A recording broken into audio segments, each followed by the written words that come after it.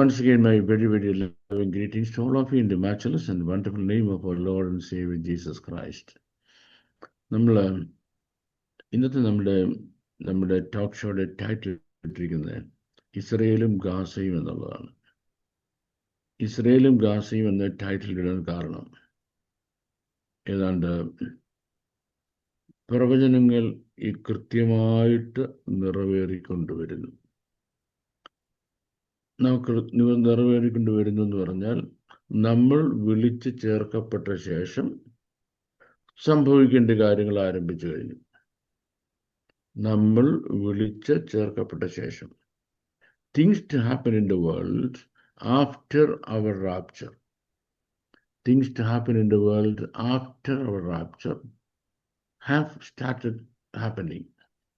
What does it mean? It means the rapture is so imminent. നമ്മുടെ rapture, നമ്മുടെ സഭയുടെ ഉത്പ്രാപണം വളരെ അടുത്തിരിക്കുന്നു എന്നുള്ളതാണ്. And there are so many signs related to the nations of the world in the political realm. So many signs related to the nations of the world in the political realms. ഈ political realms അതുമായി ബന്ധപ്പെട്ട് ഒരുപാട് കാര്യങ്ങൾ സംഭവിക്കാനുണ്ട്. And one of the major nations that has been dragged into the forefront is Gaza. Gaza ഫോർഫ്രണ്ടിലേക്ക് വരികയല്ല, ഗാസയെ വലിച്ചിരിക്കുകയാണ്. Now we have to look at Gaza and what's happening in Gaza and then focus on our rapture. When I say this thing, there are a couple of things I want to tell you in connection with it. ഒന്നാമത്തെ കാര്യം എന്ന് പറയുന്നത്, Gaza ഒരു സൈനാണ്, ഒരു അടയാളമാണ്. Gaza is a sign of the end time prophecies. Gaza is a sign of the end time prophecies. എങ്ങനെയാണ് Gaza sign ആകുന്നത്? ഒന്ന്, when our blessed Lord comes back in his glory with us, നമ്മളുമായിട്ട് നമ്മുടെ വാഴ്ത്തപ്പെട്ട കർത്താവ് തൻ്റെ മഹത്വത്തിൽ പ്രത്യക്ഷനാകുമ്പോൾ, it is his duty to undo certain nations from the surface of the world forever. Not for a short period of time, but forever. ചില രാജ്യങ്ങളെ ഇനി ഒരിക്കലും ഭൂമിയുടെ മുഖത്ത് രാജ്യങ്ങൾക്ക് നിലനിൽക്കാനേ അവകാശമില്ലാത്ത രീതിയിൽ കർത്താവ് നശിപ്പിച്ചു കളയും. But certain other nations he only punishes during the Great Tribulation and then restates them during the Millennium Rule. ചില രാജ്യങ്ങളെ ദൈവം ഗ്രേറ്റ് ട്രിബുലേഷന്റെ സമയത്ത് ശിക്ഷിക്കും. എന്നിട്ട് എന്തറിയാമോ? മില്ലേനിയം റൂളിൽ റീഇൻസ്റ്റേറ്റ് ചെയ്യും. That's a very, very amazing program of our blessed Lord. Okay, for example, Egypt will be terribly punished during the Great Tribulation. Great Tribulation സമയത്ത് ഏറ്റവും കൂടുതൽ ശിക്ഷിക്കപ്പെടുന്ന രാജ്യമാണ് Egypt. But then when our Lord comes back in his glory, he goes to Egypt by himself and he establishes a reconciliation with them. In the same way, the northern part of Iran, northwestern part of Iran. In northwestern part of Iran ആണ് നമ്മൾ ancient വേൾഡിലെ അസേറിയ എന്ന് പറയുന്നത്. Assyria of the ancient world. The same thing, he goes there, our blessed Lord goes there, he establishes everlasting peace with them. And then what does he do? Then he connects them to Egypt. And then he says, these are my children, along with the nation Israel. ഇസ്രയേലിനോടൊപ്പം ഇവരും എൻ്റെ മക്കളാണെന്ന് പറയും. But to certain other nations, the Lord has no mercy, absolutely no mercy. Them he destroys. And what is the first nation that stands for the everlasting destruction of the Lord? നമ്മുടെ വാഴ്ത്തപ്പെട്ട കർത്താവിൻ്റെ everlasting ഡിസ്ട്രക്ഷന് വിധേയമാകുന്ന രാജ്യങ്ങളിൽ ഒന്നാമത്തതാണ് Saudi Arabia. And Saudi Arabia will be put to fire. And what's going to happen to them? For a minimum 4 years, look, 4 years, Saudi Arabia will be burning, burning, burning. Why should Saudi Arabia be burning, burning, burning for 4 years? Because the Lord has to prove to the world that the Lord is God. നമ്മുടെ വാഴ്ത്തപ്പെട്ട കർത്താവാണ് ദൈവം. ആരല്ല യേശുക്രിസ്തുവിന്റെ ദിവ്യത്വത്തെ നിഷേധിക്കുന്ന, ക്രിസ്തുവിന്റെ ദാസന്മാരെ നിഷ്കരണം കൊന്നുകളയുന്ന, ദൈവസഭയെ മുടിക്കുന്ന ഒരു മതത്തിന്റെ കേന്ദ്രമുണ്ട്. No, they cannot resist the wrath of our blessed Lord. നമ്മുടെ വാഴ്ത്തപ്പെട്ട കർത്താവിന്റെ ക്രോധത്തെ അവർക്ക് അതിജീവിക്കാൻ കഴിയത്തില്ല എന്ന് the whole world has to see. Not one or two people, not one or two persons. The entire world has to see that this force, this evil force, cannot stand against the wrath of our God. So there are nations that the Lord will be destroying forever and forever. And the next nation the Lord is going to destroy is the tiny Gaza. The tiny Gaza will have to face a lot of the wrath of God than any other nation has already faced or will be facing or will have to face. വേറെ ഏത് രാജ്യം face ചെയ്യുന്നതിനേക്കാൾ കൂടുതൽ ദൈവക്രോധം നേരിടേണ്ട രാജ്യമാണ് Gaza. So what's going to happen to Gaza? Gaza, in the prime of its prosperity, listen, in the prime of its prosperity, or in the pinnacle of its prosperity and growth, the wrath of God falls upon Gaza. ഗാസയുടെ വളർച്ചയുടെ, സമൃദ്ധിയുടെ അത്യുന്നതങ്ങളിലെത്തുന്ന സമയത്ത് ദൈവക്രോധം ഗാസയുടെ മേൽ വരും. Then there will not be a Gaza for the rest of the world. അത് കഴിഞ്ഞാൽ പിന്നെ ലോകത്തിൽ ഒരിക്കലും ഗാസ എന്നെഴുതാൻ മണ്ണ് കാണത്തില്ല. ഈ പ്രവചനമാണ് നമ്മളുടെ സെഫന്യായിൽ വായിക്കുന്നത്. We are coming to that. നമ്മൾ സെഫന്യായിൽ വായിക്കുന്ന ആ പ്രവചനം എപ്പോൾ നിറവേറേണ്ടതാണ്? അത് ഇപ്പോൾ റൈറ്റ് നൗ നിറവേറേണ്ടതല്ല. റൈറ്റ് നൗ നിറവേറേണ്ടതല്ല. അതെപ്പോൾ നിറവേറേണ്ടതാണ്? അത് നമ്മുടെ വാഴ്ത്തപ്പെട്ട കർത്താവ് നമ്മളുമായി സെക്കൻഡ് കമ്മിങ്ങിൽ വന്ന ശേഷം നിറവേറേണ്ട പ്രവചനമാണത്. So then there is a question, why Gaza is in rumble now? ലോകത്തിൽ ഏറ്റവും കൂടുതൽ, what should I say, ഏറ്റവും കൂടുതൽ പ്രോബ്ലംസിൽ കൂടെ കടന്നു പോകുന്ന ഒരു ജനമാണ് ഗാസൻസ്. നമുക്ക് സ്വാഭാവികമായിട്ടും ചോദിക്കാം, why these people have to face so much than any other people have to face? എന്തുകൊണ്ട് ഇവര് മറ്റാരേക്കാളും അധികം പ്രോബ്ലംസ് ഫേസ് ചെയ്യേണ്ടി വരുന്നു? നമുക്ക് എങ്ങനെയാണ് അത് എക്സ്പ്ലെയിൻ ചെയ്യാൻ കഴിയുന്നത്? Well, the one way in which we can explain it is, in its simplest form is like this. In its simplest form, നമുക്കത് എക്സ്പ്ലെയിൻ കഴിയുന്ന ഒരു രീതി എന്ന് പറയുന്നത്, the people of Gaza have done more damaging things in the eyes of the Lord than any other nation has done so far.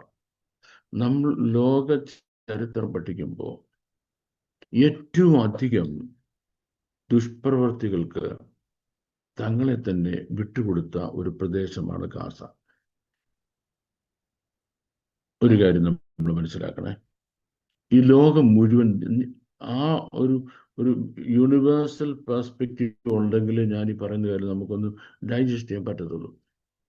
ദൈവം സ്വർഗത്തിൽ നോക്കുന്നു. ഈ ലോകം മുഴുവൻ ദൈവത്തിൻ്റെയാ. ഹോൾ വേൾഡ് ഈ പ്രപഞ്ചം, ഈ ഭൂമി മുഴുവനും ദൈവത്തിൻ്റെയാ. Everything belongs to God. Okay. And then he sees the devil is now in control of the whole world. സർവ്വലോകവും ദുഷ്ടന്റെ അധീനതയിൽ കിടക്കുകയാണ്. And the third thing, there are some nations by some virtue don't yield themselves to the temptations of God, of the devil, so as to be rebellious or belligerent against the God in heaven. ചില രാജ്യങ്ങൾ അവർ സാത്താന് കീഴടങ്ങി സ്വർഗസ്ഥനായ ദൈവത്തിന് എല്ലാ കാലവും എതിർത്ത് നിൽക്കണം എന്ന തിയറിക്കകത്ത് വരത്തില്ല. നോ, അവർക്ക് ഒരു സെൻസ് ഓഫ് ഗോഡ് ഫിയറിംഗ് ഉണ്ട്.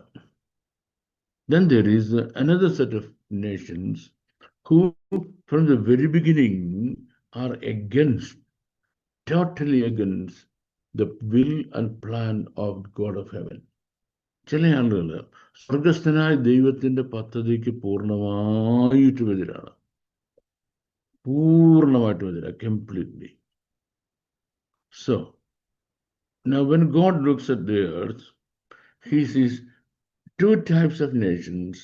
One are the type of nations who want to seek God. ദൈവത്തെ അന്വേഷിക്കണമെന്ന് ആഗ്രഹിക്കുന്നവർ. And the other the type of people who don't want to seek God of heaven. എങ്ങനെ? They substitute the God of heaven with an array of gods. സ്വർഗസ്ഥനായ ദൈവത്തെ മാറ്റിവെച്ചിട്ട് അതിനു പകരം കുറേ ദേവന്മാരെ ഇവരുണ്ടാക്കി സേവിക്കാൻ തയ്യാറാകുന്നു. Then what happens? The demonic authority over such nations are much more than the demonic authority on the other nations. സത്യമാണ്. ഇത്തരം രാജ്യങ്ങളുണ്ട്. ഏതാ? സ്വർഗസ്ഥനായ ദൈവത്തിനെതിരായിട്ട് ഒരു ബിലിജറന്റ് ആറ്റിറ്റ്യൂഡ് മെയിൻറ്റെയിൻ ചെയ്യുന്ന രാജ്യങ്ങളിൽ ആ രാജ്യങ്ങളുടെ മേലുള്ള ഡിമോണിക് അതോറിറ്റി കൂടുതലും ഇങ്ങനെ അല്ലാത്ത രാജ്യങ്ങളുടെ മേൽ ഡിമോണിക് അതോറിറ്റി കുറവുമായിരിക്കും. Now the next thing, the conclusion we are arriving at, നമ്മൾ ഒരുപാട് നാച്ചുറൽ കലാമിറ്റീസ്, വാർഫെയർസ്, then എപ്പിഡമിക്സ്, പ്രകൃതി ദുരന്തങ്ങൾ, യുദ്ധങ്ങൾ, മഹാമാരികൾ, then all other sorts of calamities നടക്കുന്ന പ്രദേശങ്ങൾ നമ്മൾ നല്ലപോലെ നോക്കണം. Where there is more of demon worship than of worship of God. ഇപ്പൊ നിങ്ങൾ അവിടെ, ഞാനൊരു ചെറിയ കൺഫ്യൂഷൻ ഇട്ടുകൊണ്ട് പോകാമേ. ഒരുപാട് ആളുകളും വിഗ്രഹാരാധിക്കുന്ന ആൾക്കാരുണ്ട്. ഈ വിഗ്രഹാരാധനക്കാര് ഇത് ദൈവമാണെന്ന് കണ്ട് ആരാധിക്കുന്നത്. പോകാനേ വിളിക്കില്ലയോ? They think that it is God. That means their heart is innocent. They have been deceived into believing that that which is not God is God. ദൈവം അല്ലാത്തത് ദൈവമാണെന്ന് വിശ്വസിക്കത്തോണം അവരുടെ ഹൃദയം വഞ്ചിക്കപ്പെട്ടിരിക്കുന്നു. അത് ദൈവമല്ല എന്ന് തിരിച്ചറിയുന്ന ദിവസം they repent and turn to the God of heaven. ഇത് ഒരു വിഭാഗം രാജ്യങ്ങൾ. ഇവരെ പറ്റി ദൈവത്തിന് കരുണ എപ്പോഴും വർദ്ധിക്കും. കേട്ടോണേ, പാപം പെരുകുന്നിടത്ത് കൃപ പെരുകുന്നു. എന്തുകൊണ്ട് അവരുടെ പാപപ്രവൃത്തികൾ, വിഗ്രഹാരാധനകൾ, പെയ്ഗൻ പ്രാക്ടീസസ് കൂടി വരുന്നു? അവർ ദൈവമാണെന്ന് കണ്ടാ ചെയ്യുന്നത്. ദൈവം അവരോട് കൃപ കാണിച്ച് എന്തെങ്കിലും അവരെ രക്ഷയിലേക്ക് കൊണ്ടുവരാനുള്ള ഹോപ്പുണ്ട്. Though they are pagans, they don't know the pagans, they think that it is all divine. ഇതെല്ലാം ദൈവികമാണെന്ന് വിചാരിച്ച. Then there is a second category of people. They also worship a God who is other than the God in heaven. സ്വർഗസ്ഥനായ ദൈവത്തെ അല്ലാതെ വേറൊരു ദൈവത്തെ സേവിക്കുമ്പോൾ അവർക്കറിയാം സ്വർഗസ്ഥനായ ഒരു ദൈവമുണ്ട്. ആ ദൈവം യഹോവയായ ദൈവമാണ്. തൻ്റെ പേരെന്താ പറഞ്ഞിട്ടുണ്ട്. അതിന് പകരം ഒരു വേറൊരു ദൈവത്തെ ഉണ്ടാക്കിയിട്ട് അവർ പറയുന്നു യഹോവയായ ദൈവം ദൈവമല്ല. ഇവിടെയാണ് നമ്മൾ മുമ്പ് പറഞ്ഞിട്ടുള്ള കാര്യം നമ്മൾ റിപ്പീറ്റ് ചെയ്യുന്നത്. ഇങ്ങനെ നമ്മൾ പഠിച്ചെങ്കിലേ നമുക്ക് എൻ്റെയും പ്രോഫസീസ് നമുക്കൊന്ന് പൊരുളിച്ചിരിക്കാനൊക്കത്തുള്ളൂ. ഒന്ന്, യഹോവയായ ദൈവം ദൈവമല്ല. യഹോവയായ ദൈവം ദൈവമല്ല എന്ന് ശ്രദ്ധിച്ചോണേ. ഇന്ന് വരെ ഒരു ഹിന്ദുവും പറഞ്ഞാൽ നമുക്ക് തെളിവില്ല. ഏതെങ്കിലും ഹൈന്ദവ പുരാണത്തിലോ അല്ലെ അവരുടെ ടീച്ചിങ്സിലോ അവരുടെ ടെമ്പിൾ പ്രീച്ചിങ്സിലോ അവരുടെ ഏതെങ്കിലും അവരുടെ ഡോക്ടറിനിൽ യഹോവയായ ദൈവം ദൈവമല്ല എന്നും തൻ്റെ പുത്രനായ യേശുക്രിസ്തു ദൈവപുത്രനല്ല എന്നും യേശുക്രിസ്തു കന്യകയിൽ ജനിച്ചിട്ടില്ല എന്നും യേശുക്രിസ്തു ക്രൂശിൽ മരിച്ചിട്ടില്ല എന്നും ഉയർത്തെഴുന്നേറ്റ് സ്വർഗത്തിൽ പോയിട്ടില്ല എന്നും ലോകത്തിലെ ഒരു മതവും പഠിപ്പിക്കുന്നില്ല, എക്സെപ്റ്റ് വൺ. ആ എക്സെപ്റ്റ് വൺ ഏതാണെന്ന് നിങ്ങൾക്കറിയാം, ഒരാൾ ഒഴികെ നിങ്ങൾക്കറിയാം. അപ്പം ആ ഒരു മതവും മറ്റു മതങ്ങളും തമ്മിൽ വ്യത്യാസം എന്താ?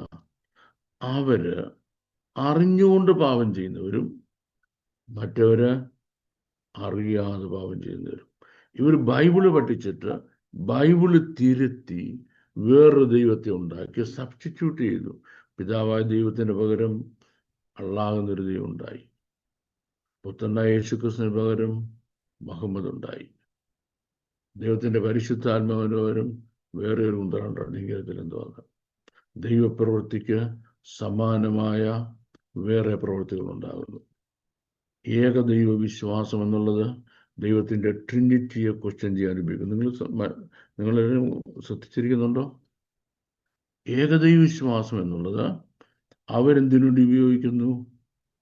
ത്രിയേക ദൈവത്തിന്റെ എൻറ്റിറ്റിയെ ക്വസ്റ്റ്യൻ ചെയ്യാൻ.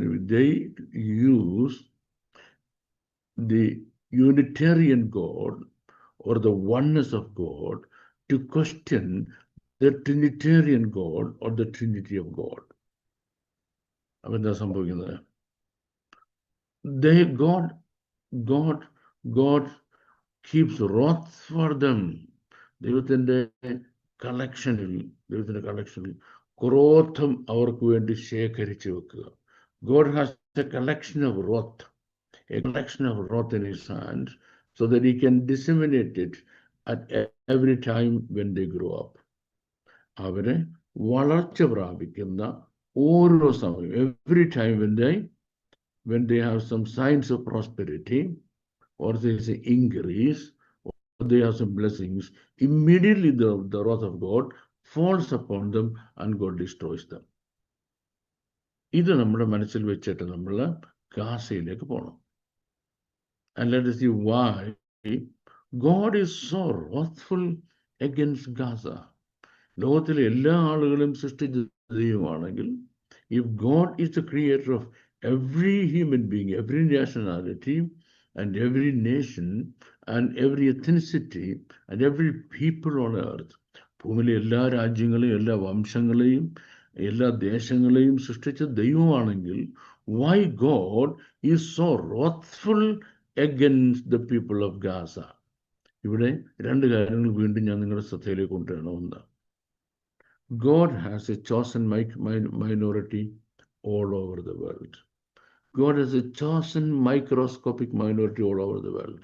ലോകം മുഴുവനും ദൈവത്തിന് ഒരു ചോസൻ മൈക്രോസ്കോപ്പിക് മൈനോറിറ്റി ഉണ്ട്. അതെവിടെയുണ്ട്? ഗാസയിലുമുണ്ട്. അതെവിടെയുണ്ട്?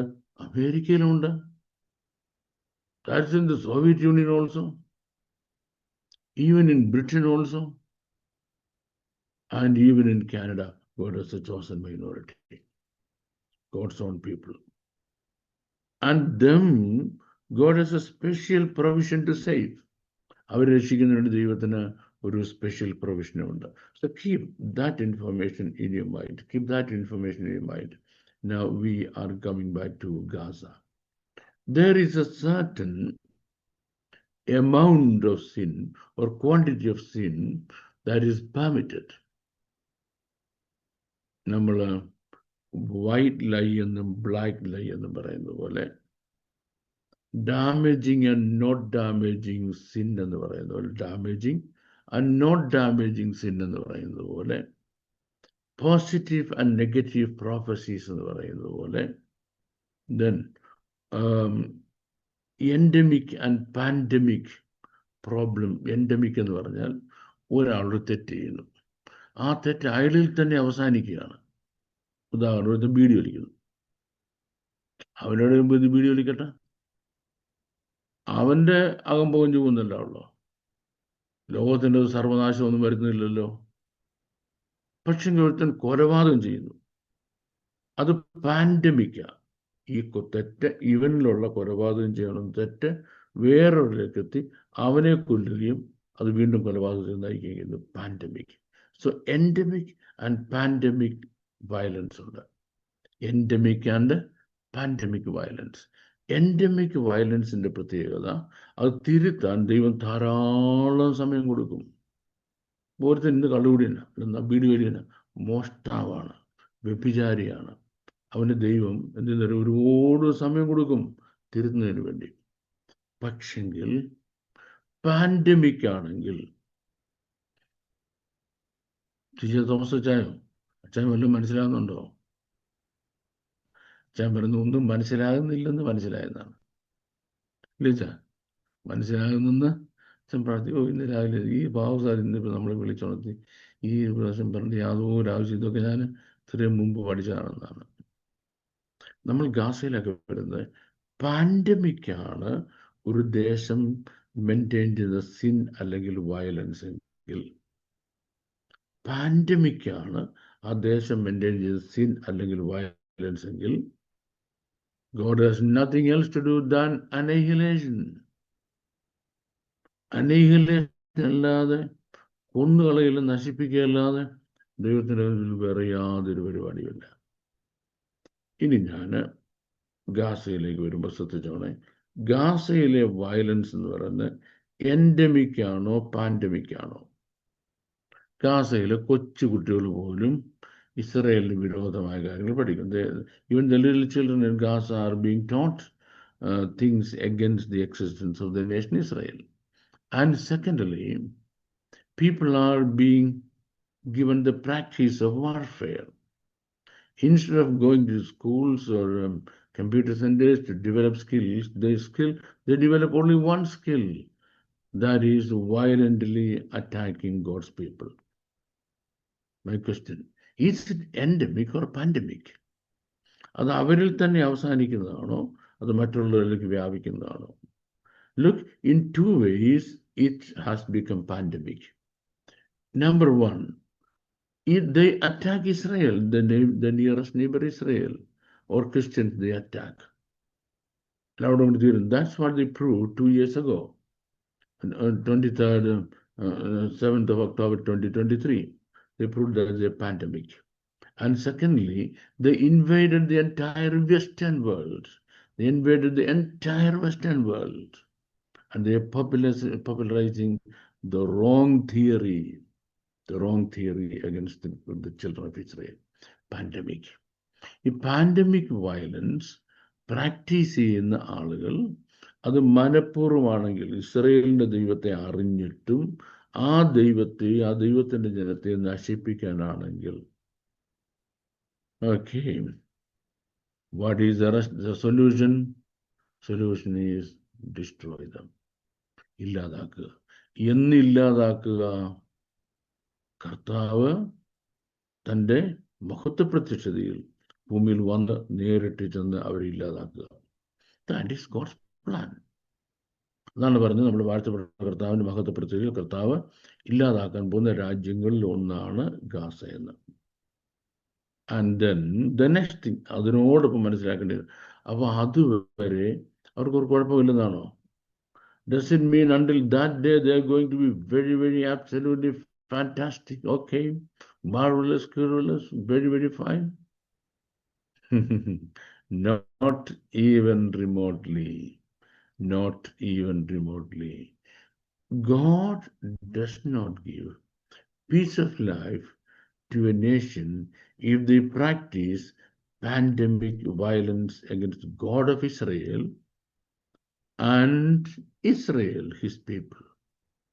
ശ്രദ്ധിച്ചോണം, ദൈവത്തിനും തൻ്റെ ജനം ഇസ്രയേലിൻ്റെ ദൈവത്തിനും തൻ്റെ ജനമായ ഇസ്രയേലിനും എതിരായിട്ട് പാൻഡമിക് വയലൻസ് പ്രാക്ടീസ് ചെയ്യുന്ന ഒരു രാജ്യത്തെയും ഈ ഭൂമിയിൽ സമാധാനമായിട്ട് ജീവിക്കുവാൻ ദൈവം അനുവദിക്കത്തില്ല.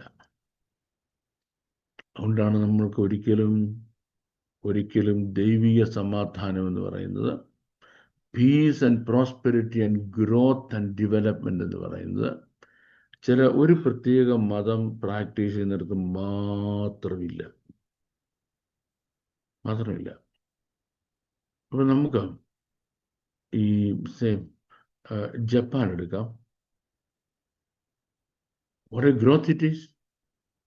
ക്രിസ്ത്യാനിറ്റി വളരെ കുറവില്ലേ?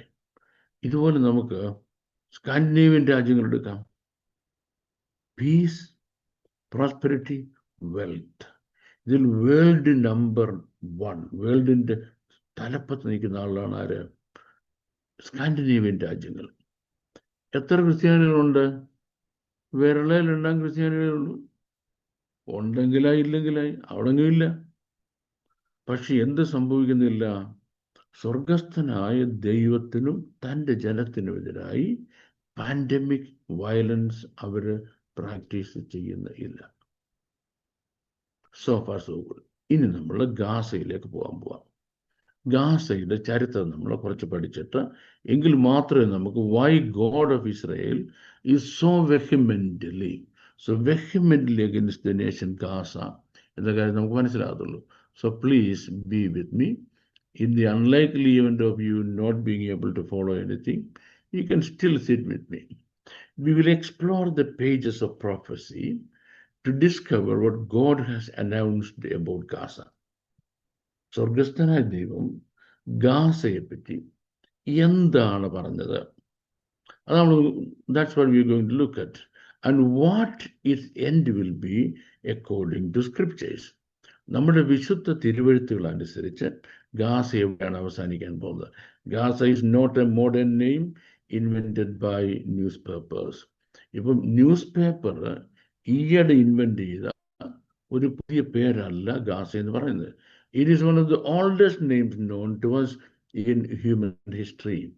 ഹ്യൂമൻ ഹിസ്റ്ററിയിലെ ഏറ്റവും പഴയ പേരുകളിലൊന്നാണ് ഗാസ എന്ന പേര്. It's Hebrew root Azag means fortress, power or strong city. Aza എന്നാണ് ഗാസയുടെ ഹീബ്രു റൂട്ട് വേർഡ്. ഹീബ്രുവിൽ ഗാസ എന്നുള്ളതിന് ആസ എന്ന് പറയുന്നത്. എന്തതിൻ്റെ അർത്ഥം? ഫോർട്രസ്, കോട്ട, പവർ, ശക്തി, സ്ട്രോങ് സിറ്റി, ബലമുള്ള പട്ടണം എന്നൊക്കെ അവരുടെ പേര്. And that meaning is no coincidence. എങ്ങനെ ഗാസയ്ക്ക് ഈ പേര് വന്നത്? ചുമ്മാ വന്നതല്ല. Gaza was always a coveted location, a wall between empires. വലിയ സാമ്രാജ്യങ്ങൾക്ക് മുമ്പിൽ ഇടയ്ക്കുള്ള ഒരു മതിലാണ് ഗാസ. വലിയ സാമ്രാജ്യങ്ങളെ പറയാൻ പോവാണേ. വലിയ സാമ്രാജ്യങ്ങൾക്ക് ഇടയ്ക്ക് നിൽക്കുന്ന ഒരു മതിലാണ് ഗാസ. അതുകൊണ്ട് തന്നെ it was A coveted location എന്ന് പറഞ്ഞാൽ എല്ലാവർക്കും വേണം, സകലവർക്കും ഗാസ വേണം. A key point that controlled the caravan routes from Egypt to Mesopotamia. ഈജിപ്തിൽ നിന്ന് മെസപ്പൊട്ടോമിയയിലേക്ക് പോകുന്ന പ്രധാന റൂട്ട്,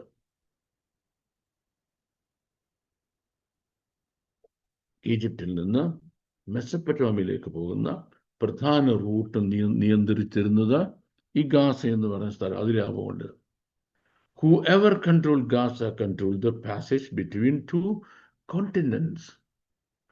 ഏഷ്യൻ കോണ്ടിനെന്റും യൂറോപ്യൻ കോണ്ടിനെന്റും തമ്മിലുള്ള ബന്ധം നിയന്ത്രിച്ചിരുന്നത് ഗാസയുടെ ഭരണാധികാരികളായിരുന്നു. It was the rulers of Gaza who decided, so who controlled the relation between two continents. Archaeologists have confirmed that Gaza was inhabited since the 3rd millennium before Christ. നമ്മുടെ വാഴ്ത്തപ്പെട്ട കർത്താവിന് 3000 വർഷം മുമ്പ് ഗാസ ജനനിബിഡമായിരുന്നു എന്നാണ് ആർക്കിയോളജിസ്റ്റ് പറയുന്നത്. In Egyptian inscriptions, it is mentioned as a city subdued by Pharaoh Thutmose III in the 15th century BC, when he exalted his empire towards Canaan.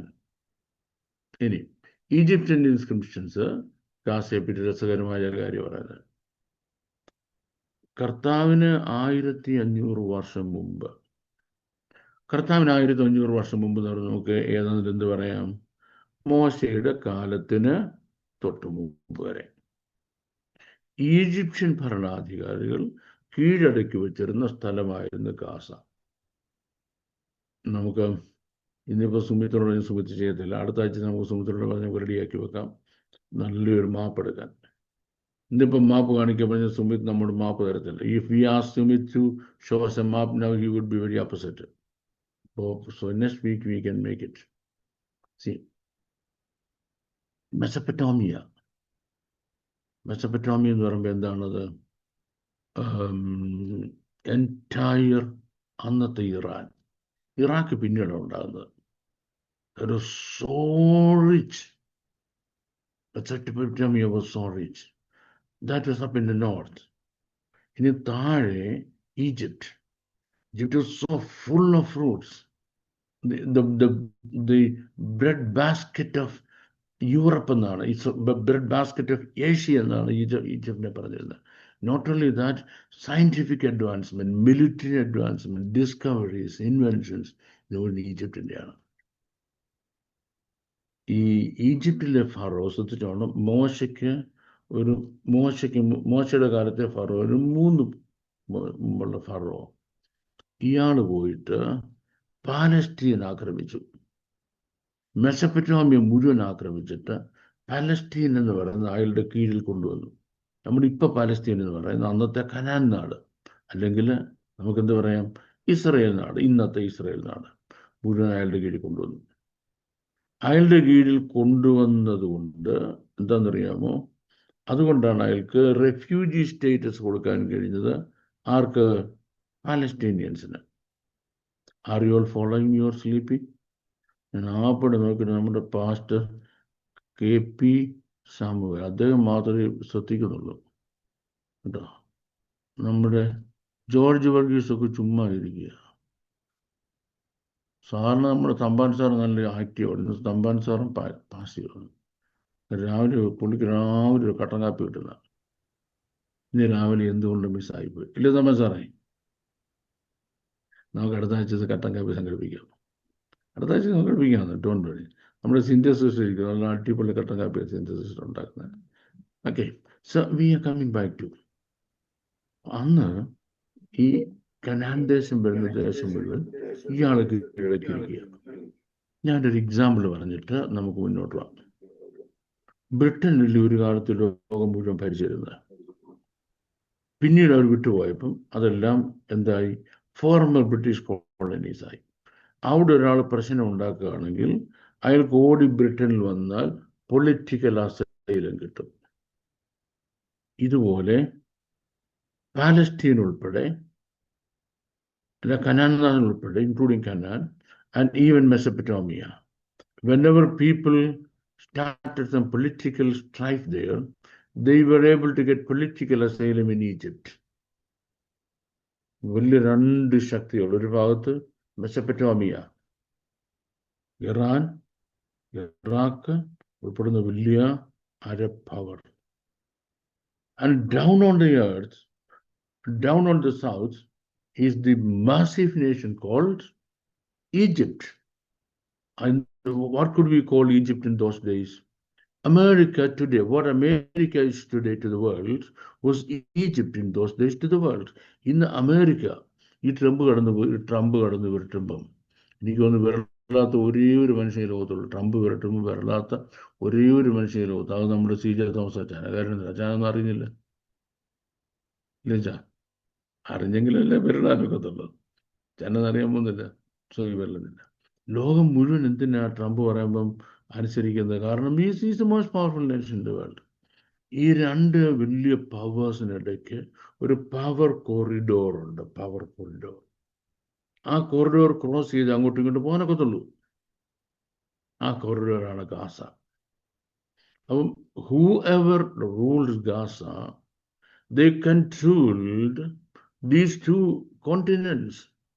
രണ്ട് കോണ്ടിനെന്റ്സിന്റെ control ഈ Gaza ആര് ഭരിക്കുന്ന അവർക്കാണ്. So that was the great significance. That was the great significance of Gaza in those days. Okay, let's come back to. We also find it in Amarna letters of the 14th century BC, where the Canaanite kings asked Egypt to help against the invasions and rebellions. അതുപോലെ കനാന്യ രാജാക്കന്മാര് ഈജിപ്തിലെ ഫറോവിനോട് തങ്ങളുടെ രാജ്യങ്ങൾ മറ്റുള്ളവരെ ആക്രമിക്കുന്നു, സഹായിക്കണമെന്ന് പറഞ്ഞ് അമ്രാന letters എന്ന കളക്ഷനിൽ നമുക്ക് കാണാൻ കഴിയും. Since ancient times, Gaza has been a crossroad, a place of power and conflict. ഞാൻ പറഞ്ഞുകൊണ്ടത് ഏൻഷ്യൻ ടൈം മുതൽ ഗാസയാണ് ക്രോസ് റോഡ്. ഗാസ കടന്നെങ്കിലേ ആർക്കും ആരെയും അന്ന് ആക്രമിക്കാൻ പറ്റത്തുള്ളൂ. With the arrival of the Philistines in the 12th century BC, Gaza became one of the 5 major cities of the Palestinian Pentapolis, along with Ashkelon, Ashdod, Gath, and Ekron. Okay, നമുക്ക് ശകലം ബിബിൾ ഹിസ്റ്ററിയിലോട്ട് പോകാം. എന്നിട്ട് നമുക്ക് വേൾഡ് ഹിസ്റ്ററി കേട്ടോണേ. ദൈവം Israel മക്കളെ മിസ്രയീമിൽ നിന്ന് പുറപ്പെടുവിച്ച് കനാലിലോട്ട് കൊണ്ടുപോവുക. Pastor Jobel Yohanan, are you okay? Oh, late ആയിട്ടാണ് ഞാൻ വന്നല്ലോ. Thank you very much. But you look very opposite today. Fine? Don't forget, don't sleep any of this information I'm giving you. Israel മക്കളെ കൊണ്ടുവരുക ദൈവം ഈ Canaan ദേശത്തോട്ടാണ്. എവിടെ നിന്ന്? ഈജിപ്തിൽ നിന്ന്. ഈജിപ്തിൽ നിന്ന് ഇസ്രായേൽ മക്കളെ കൊണ്ടുവരുമ്പോൾ ദൈവം അവരവിടെ എത്തുന്നതിന് മുൻപ് എന്തെന്നറിയാമോ? സൈപ്രസിൽ നിന്ന്, കുപ്രോസിൽ നിന്ന് ഫെലിസ്തീർ എന്ന് പറയുന്ന ഒരു കൂട്ടം പിശാചുക്കളെ എങ്ങോട്ട് അയച്ചു? ഈ ഗാസയിലോട്ട് അയച്ചു. പിശാചുക്കളാ ഫെലിസ്തീരെ, അത്ര പിശാചുക്കളാണ്. ഇവരെ അങ്ങോട്ട് അയച്ചു. ഈ പിശാചുക്കളെന്ന് ഞാൻ പറയാൻ കാര്യം എന്നറിയാമോ? സാത്താൻ എന്തെങ്കിലും ഒരു നല്ല കാര്യം ചെയ്തായിട്ട് നിങ്ങൾക്ക് വല്ല തെളിവുണ്ടോ? Have you got any evidence that devil did a good thing on this planet Earth?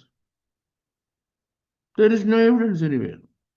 അപ്പോൾ തന്നെ എന്ത് നശീകരണം വേണമെങ്കിലും, ആരുടെ പശുവിൻ്റെ കാലൊടിയണം, ആരുടെ പെണ്ണുമ്പിള്ള കിണറ്റി വീഴണം, ആരുടെ പെണ്ണ് വഴിയാധാരാവണം, ആരുടെ വീട് ഇടിയണം, ആരുടെ കച്ചവടം മുടിയണം, ആരുടെ കട നശിക്കണം, ഇത് നിങ്ങളുണ്ട് കൊടുത്തു നോക്കി, ഇച്ചിരി പൈസ കൊടുത്തു നോക്കി, കൃത്യമായിട്ട് വിജയിക്കും. ഇന്ന് ഓരോരുത്തന്നെ സാത്താൻ നന്നാക്കിയിട്ട് അറിയാമോ? Any evidence that the devil has built up the life of anybody? No. Devil only destroys. So who are the Philistines? Number one, in a culture where people preferred agriculture and trade. നമ്മൾ എത്ര വർഷം മുമ്പ് വന്നേ? നമ്മൾ 12th century BC-യിലാണ് വന്നത്. We are going back to 12th century BC. ആളുകൾ how did people live in those days? Number one, agriculture. Number two, trade. കൃഷി ചെയ്യും, കൃഷി ചെയ്ത സാധനങ്ങൾ കഴിക്കും, ബാക്കി വിൽക്കും. But the Philistines never did any of these things. What would they do? They would focus locations where there is plenty of food and plenty of wealth. ഒരുപാട് food, ഒരുപാട് വെൽത്ത് ഉള്ള ദേശങ്ങളെ അവർ ലൊക്കേറ്റ് ചെയ്യും. എന്നിട്ട് എന്ത് ചെയ്യും? They would invade their lands. They will live there, eat up all the food there, and they place themselves there and look at another areas where there are food, go and plunder them. ഇതാണ് അവരുടെ പരിപാടി. അവിടെ ചെല്ലുക, ആ ദേശം മുടിക്കുക, എന്നിട്ട് അടുത്ത ആരെയും മുടിക്കാൻ നോക്കുക, അവിടെ മുടിക്കുക. This was Philistines. So why did God bring Philistines to Gaza? ശ്രദ്ധിച്ചോണം, ഫിലിസ്റ്റീൻസിന് എന്തിനാ ദൈവം ഗാസയെ കൊണ്ടുവന്നത്? ഗാസയിൽ കൊണ്ടുവന്നതിൻ്റെ ഫെലിസ്തീർ വരാൻ കാരണം ഗാസ വാസ് സോ റിച്ച് എന്ന് പറയുമ്പോൾ they had plenty to eat. And secondly, God brought them. നമ്മൾ ആമോസിന്റെ പ്രവചനത്തിൽ വായിക്കുന്നത്, ഞാൻ നിങ്ങൾക്ക് മുമ്പ് ഫെലിസ്തീയരെ ക്രേത്തിൽ നിന്ന് ഗാസയിൽ കൊണ്ടുവന്നു. എന്തിനാ കൊണ്ടുവന്നത്? So that God's children will always have enemies, permanent enemies to fight against them. Sister Cindy, are you listening to me? मुझको पंजाबी नहीं जानता हूँ, हिंदी भी बहुत कम है, अंग्रेजी थोड़ा बोलता हूँ. So how can I make you understand? Try to understand my broken Malayalam. Okay, why did God do that? If we understand that working mechanism of God, then our life is full of peace. ഇത് നമ്മൾ ഒറ്റ കാര്യം മനസ്സിലാക്കിയാൽ നമ്മുടെ life peaceful ആകും. എന്തെന്നറിയാമോ? ഈ ശത്രുവോട് ഉണ്ടെങ്കിൽ, if this enemy is there, the enemy will be constantly attacking Israel. When the enemy is constantly attacking Israel, Israel will be constantly focusing on God.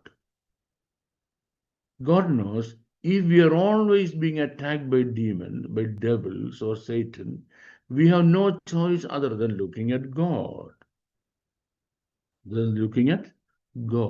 Now, Satan knows two things.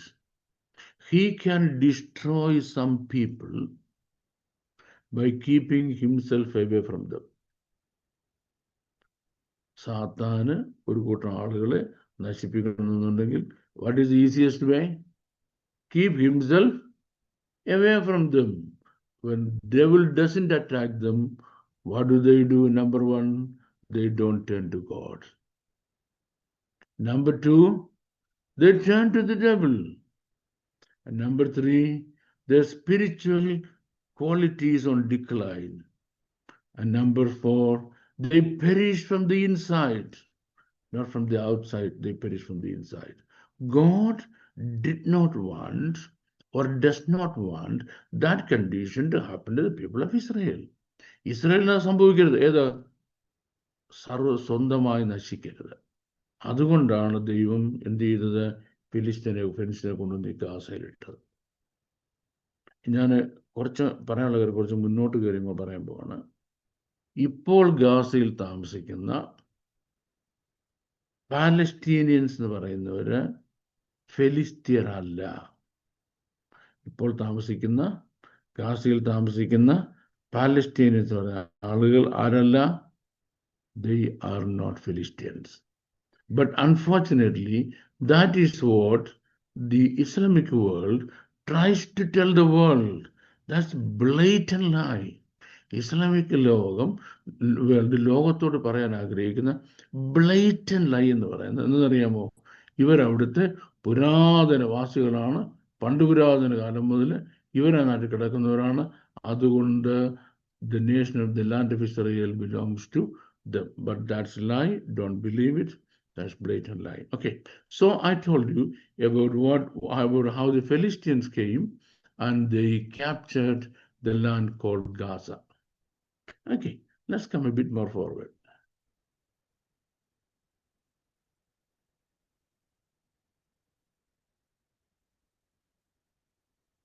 ഈ ഫെലിസ്റ്റീൻസ് വന്നിട്ട് അവർ ചേർന്നിട്ട് അസ്കലോൺ, അഷ്ഹോദ്, Gad, Ekron, Gaza, ഈ 5 വലിയ നഗരങ്ങൾ, വലിയ പട്ടണങ്ങൾ, strong holds പണിതുണ്ടാക്കി. എന്തിനു വേണ്ടി പണിതുണ്ടാക്കി? Number one, against the God of Israel. So from there, they organized attack against Israel. ഈ 5 വലിയ സ്ട്രോങ് ഹോൾഡ്സിൽ നിന്ന് അവർക്ക് ഇസ്രായേലിനെ ആക്രമിക്കാം. Built ഐഡലേറ്ററസ് temples. ഇനിയും ഇസ്രായേലിന്റെ ദൈവത്തിനെതിരായിട്ട് വിഗ്രഹാരാധന കൊണ്ട് നിറയ്ക്കുന്ന ടെമ്പിൾസ് ഉണ്ടാക്കാം. And strengthened there position on the cost. അതുപോലെ കടൽ തീരത്ത് അവരുടെ പൊസിഷൻ സ്ട്രോങ് ആക്കാം. It was in Gaza that the Philistines took Samson, Israel's judge, captive to display him in humiliation in their pagan temple. ഈ ഗാസയിലാണ് ഈ ഫെലിസ്റ്റൻസ് വന്ന് സാംസനെ പിടിച്ചുകൊണ്ട് പോയി അവരുടെ പേഗൻ ടെമ്പിൾ കൊണ്ട് കൂത്തുകാഴ്ചയായിട്ടിരുന്നത്. That image remains engraved as a symbol of the enmity between Gaza and Israel, a city that rose up against God's people. ദൈവജനത്തിനെതിരായിട്ട് എഴുന്നേറ്റതായ ഈ ആളുകൾ ഗാസയുടെ വലിയ മതിലുകളിൽ കൊത്തിവെച്ചിരിക്കുക, എൻഗ്രേവ് വെച്ചിരിക്കുക. ഏത് പടം? ഈ നമ്മുടെ സാംസൺ അവരുടെ ടെമ്പിളിൽ ഇരുന്നിങ്ങനെ മാവ് കുഴക്കുന്ന അരി ആട്ടുന്ന രംഗം. എന്തിന്? To show the world that Israel's leaders were once our slaves and we are dominant people, we are greater than the people of God. ദൈവത്തിൻ്റെ ജനമാണ് തങ്ങളെന്ന് പറഞ്ഞ് അഭിമാനിച്ച് നടക്കുന്ന ആളുകളെക്കാൾ ഞങ്ങൾ വലിയവരാണെന്ന് ലോകത്തിന് കാണിച്ചു കൊടുക്കുന്നതിന് വേണ്ടി, അവരെ കളിയാക്കുന്നതിന് വേണ്ടി ഇത് വെച്ചിരിക്കുന്ന ഒരാളുകളാണ് ഈ ഗാസയിലെ ആളുകൾ. That's what the Gazan people are. Then Greek historian Strabo called it the gateway to Asia because whoever on the Gaza controlled not only trade but also armies that marched from one continent to another. ഇനി ഒരു ഭൂഖണ്ഡത്തിൽ നിന്ന് മറ്റു ഭൂഖണ്ഡത്തിലേക്ക്, ഏഷ്യയിൽ നിന്ന് മറ്റു ഭൂഖണ്ഡത്തിലേക്ക്, ആഫ്രിക്കയിലേക്കോ യൂറോപ്പിലോട്ടോ വലിയ സൈനിക നീക്കം നടക്കുകയാണെങ്കിൽ ആ സൈനിക നീക്കത്തെ നിയന്ത്രിക്കുന്നതും ഈ ഗാസയാണ്, ഗാസ വഴിയാണ്. But here A paradox arises. Although Gaza was called a fortress, it could never sustain peace. Gaza's name was fortress, സങ്കേത നഗരം എന്ന.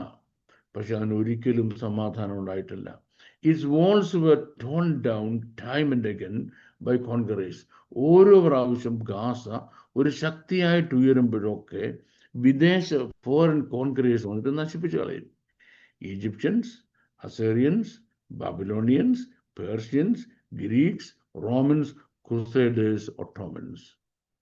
ഈജിപ്തുകാര്, അസേറിയൻസ്, ബാബിലോണിയൻസ്, പേർഷ്യൻസ്, ഗ്രീക്കുകാര്, റോമാക്കാര്, ക്രൂസൈഡുകാര്, ഒട്ടോമൻ എംപയർ. ഈ 8 പേര് ഓരോ കാലഘട്ടങ്ങളായി നശിപ്പിച്ചുകൊണ്ടിരുന്ന സ്ഥലത്തിന്റെ പേരാണ് ഗാസ എന്ന്. They all passed through Gaza, leaving destruction in their wake. ഓരോ പ്രാവശ്യവും ഗാസ ഉണർന്നു വരുമ്പം ഇതിലേതെങ്കിലും രാജ്യങ്ങൾ ഗാസയിൽ വന്ന് ആക്രമിച്ചിട്ട് ഇവന്മാരെ നശിപ്പിക്കും. Its history is a constant cycle of war, collapse and reconstruction. ഗാസയുടെ ചരിത്രം എന്ന് പറയുന്നത് എല്ലാ കാലവും മുടിഞ്ഞുകൊണ്ടൊക്കെ വെക്കും. കേട്ടോ ചാക്കോ പാസ്റ്ററെ, നമ്മുടെ CM പാസ്റ്റ് ചാക്കോ പാസ്റ്റർ. ഇത് അനക്കമൊന്നുമില്ല. ഇത് വലിയ സങ്കടമാണല്ലോ. എന്താ പറ്റി?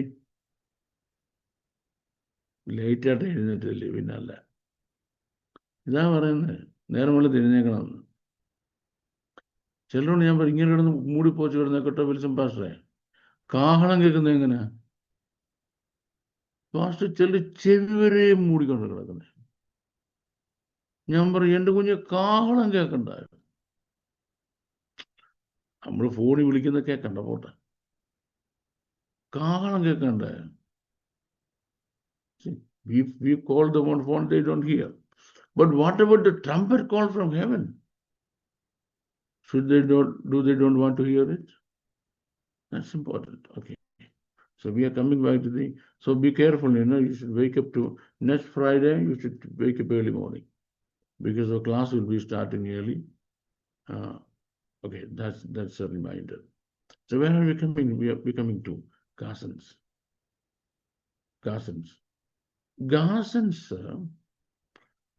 Every time they wake up, ഒന്ന് ഗുണം പിടിച്ച് വരുമ്പോഴേക്ക് അവൻ്റെ മണ്ടയ്ക്ക് ഒരു ചക്ക വീഴും. തീർന്നു. ഞാൻ ഇപ്പൊ പറയാൻ ശ്രദ്ധിച്ചോണേ, ഇപ്പം യുദ്ധം തീരുക എന്നെല്ലാം ചിന്തിക്കുക, യുദ്ധം തീരത്തില്ല. ഒന്ന്. ഇനി ഗാസയുടെ പുനർനിർമ്മാണത്തിന് വേണ്ടി the entire world is putting its resources together. പ്രത്യേകിച്ച് America, European union, Gulf countries. Are you with me? America, European Union, Gulf countries, NATO and Gulf countries together ഒരു പ്രോജക്റ്റ് എടുക്കുകയാണെങ്കിൽ, if these two forces, are you with me? NATO on the one side, then European Union on the other side. ഇവർ ഒരുമിച്ച് ഒരു project തീരുമാനിച്ചാൽ ആ പ്രോജക്റ്റിന്റെ പേരായിരിക്കും reconstruction of Gaza.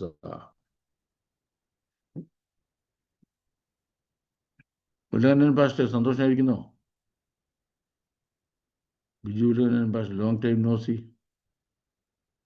അങ്ങനൊന്നുമില്ല. അയ്യോ പാസ്റ്റർ കേൾക്കത്തില്ല.